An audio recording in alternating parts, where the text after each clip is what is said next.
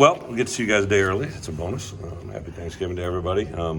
I think a good normal Wednesday practice. You guys obviously see us when you're coming. We go out on the in the stadium, and the offense stays out there the whole time. I think when we went on the field today, it was going to be 45, a little bit of overcast. I think the forecast for Saturday at 2:30 is about that same exact temperature, right? So kind of good foreshadow for us as far as weather goes. From an injury standpoint, we should be pretty good. I think a bonus with Aiden Lawfrey. I think Aiden's going to be able to join us as well. So he just recovered extremely well from that. I know he was excited out there running around today. And really, from everybody else's standpoint, everybody's healthier than they were a week ago. Obviously, Caden Fagan had surgery yesterday. Is today Wednesday? Tuesday? Yeah, he had surgery yesterday, and doctors felt really good about that. So I know he's on his road to recovery. Kanena Odolaga as well. He has surgery coming up on Monday of next week. So he's just getting the swelling down, getting his feet up. So those two guys obviously won't be with us. So with that, open up for any questions. Anything more stand out to you about Northwestern as you're preparing? Yeah, defensively, he's really done a nice job. They run multiple coverages. They're playing with a lot of confidence. I think up front they play extremely hard, physical, like Northwestern always have. But he's definitely brought an element to the defensive side that's just different from a year ago. Offensively, a lot of carryover, but again, utilizing different guys. They got some portal guys that have come in. Obviously, two receivers that have greatly impacted the game and their quarterback. So, yeah, you definitely see it in all phases. Offense, defense, special teams are a different team than a year ago. I guess having Aiden back is probably an unexpected surprise. But Yeah. What does that mean maybe for you? Yeah, even like 2 Sundays ago, I meet with the docs every Sunday, right? And they talked about how quickly he's recovering and putting himself in a position to possibly be here this week. And ran yesterday, ran today. Every day when I saw him earlier today, I go, Henny, you just worry about regression, right? Like some guys as they get back into it. But yeah, he'd be a great bonus for us going into the weekend. I thought Reggie's been an awesome. Nick Fidanzo, I know he hasn't gotten a lot of rest, but he's been awesome in practice. Guys love Nick. So not saying it's going to be the same as when we started the season, but I feel better about the running back depth going this game than we have probably in the last 3 or 4 games. You touched on the ball idea the other day, but this statement of saying, hey, we won the game, we need to get one to get the next game. What would that mean for these guys? Not just the current guys, but the current, going forward. Yeah, I get the question. I've told our guys all this week, going back to Sunday and then Tuesday, even today, this week is unusual in the fact that everything's going to try to take you away from Saturday, right? Okay, sure. It's a week with no school, right? Like, I know we don't know that as older people in life, but like that's a big deal for kids that are in school, right? To have a week without school. Right.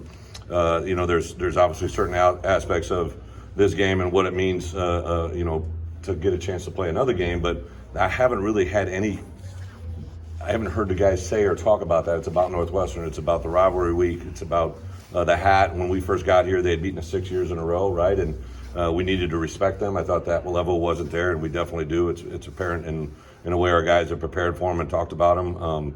And there's going to be a million different people trying to take them off task. You're going to have parents talking about Thanksgiving, kids that are going into the senior day. Like we have 25 guys that are getting honored, right? And I think those guys are having conversations that they've never had before with their parents, right? Last home game at Illinois. Some of the guys that are walking, I know are still considering what their options are to come back or not. So just an unusual time, and I just keep saying the thing you can focus on that's real is Northwestern. And they've been great. Brett, that being said, what would those 15 extra bowl practices mean for you guys? I remember when I was at Arkansas, and I believe when I was at Wisconsin, someone did a story about that, right? And they actually kind of statistically showed places that didn't get to a bowl game, right, and the improvement they made the next year.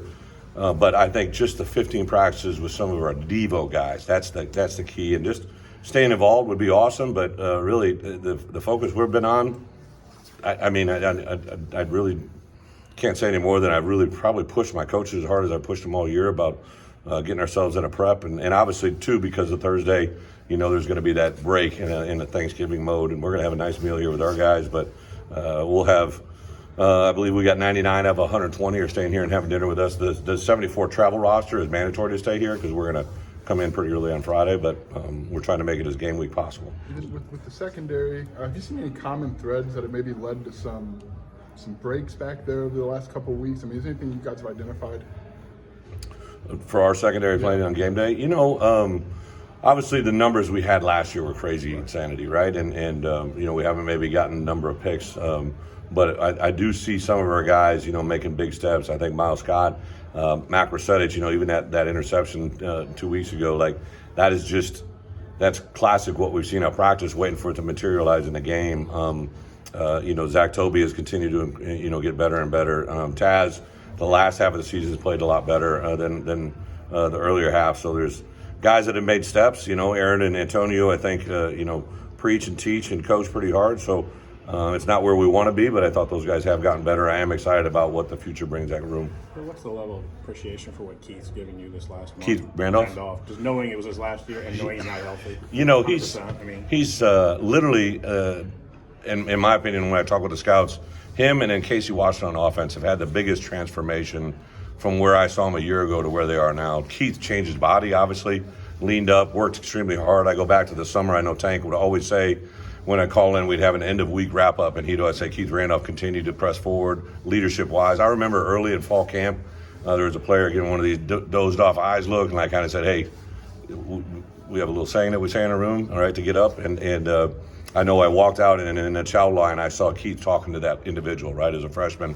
And I just like the intentional leadership that he has one-on-one is pretty unique. Him and Johnny, even though there's a lot of similarities, they're kind of different cats, right, on how they say and approach things. And obviously, Keith's value this year, and I think he's going to be rewarded with the NFL as well, right? Like he's been invited to 2 Senior Bowl games, and he was a guy at the beginning of the year I thought maybe I'd be able to have a chance to talk into seeing him come back, but obviously we had a lot of those conversations during the bye week, right? None of this stuff really surprises us now. We'll have a chance to talk to you about it again, probably with the portal windows opening up here real soon. Are you expecting to be pretty active? There had 442 guys entered. Last night it was at 360. I watched 40 guys last night, right? So I think one of the things that we're going to be able to talk about is the portal guys we've got. Like on defense, Clayton Bush and Nicario Harper had immediate impacts, right? Like Denzel Daxon has played himself into a possible draftable player. Started every game for us at nose. In a weird sense of way, the portal guys that we got, even though there weren't a lot of them, have really affected our program. I look at Isaiah and Zai, and I see those guys as transfer guys. Even though, like to me, this whole JUCO, portal, JUCO guys that are full high school qualifiers, they're kind of all lumped into, you got a transitional player that's only with you a couple of years. And, like literally this morning I met with 2 NFL agents or NFL scouts, and I said, hey, if I had Clayton Bush and Nicario Harper for another year, like what I think we could do for them and their level of play would be unbelievable. But sometimes you just get these guys for these 1-year windows, and you got to maximize it the best they can. Will you guys keep your normal routine tomorrow? Is everything the same for? Yeah. So these last 2 days we've actually pushed it back, right? I try to eat up their day as best I can, right? So we're up here with the chickens, in the morning, right? Like at 6, we were in at 6:30. No reference to chickens, but like 6:30, and then we have our first team meeting at 7. We just pushed everything 2 hours back. But tomorrow we'll go back to an early one just because I want to be able to get the kids that are going on the road. So we'll get done with practice about 11. We'll have a team meeting, a travel meeting, which is usually at 5. We'll have that at 12:30. We'll have a blessing and have the Thanksgiving meal, and then those guys will have Thursday night to travel. But the 74 guys that are on the roster, they probably won't travel much because we got to get in here early Friday morning. Just in your experience, is there a tangible way you can kind of account for getting to a bowl game in recruiting and not like when you go out on the road to sell? That's a great question next week.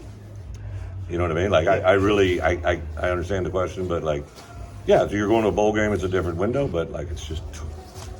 Not to Keith and Johnny.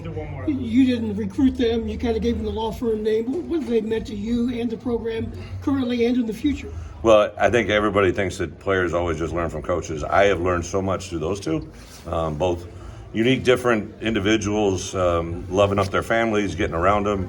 Hopefully it's not the last Newton that plays here as well. But like they have brought so much. I'm a defensive lineman by nature, right? So I say this all the time. Like both of them have some intangible physical qualities that are really superb, or what's going to get them drafted high. But the way they see the game and the way they learn it and the way JMO has taught them, like you hear Keith and Johnny both say it, both those guys I think a year ago probably could have gone to a lot more NIL opportunity, right? And they stayed with us because I think they knew where we had got them and where we can take them. And I think they're both going to be duly rewarded because of it, but also Illinois has been rewarded because of it. Those are two two high-level people in football uniforms. Their decision to make this their last game, not a surprise, but was it a foregone conclusion, or was it still a process during the season for them? You know, I have these conversations way back during the bye week before the season. I don't think all the decisions have been made. I know Johnny just speaks the truth, right? Johnny's just going to be Johnny. Keith, I think we're having a lot of conversations, next week after we find out where we are Saturday. Thanks, Coach.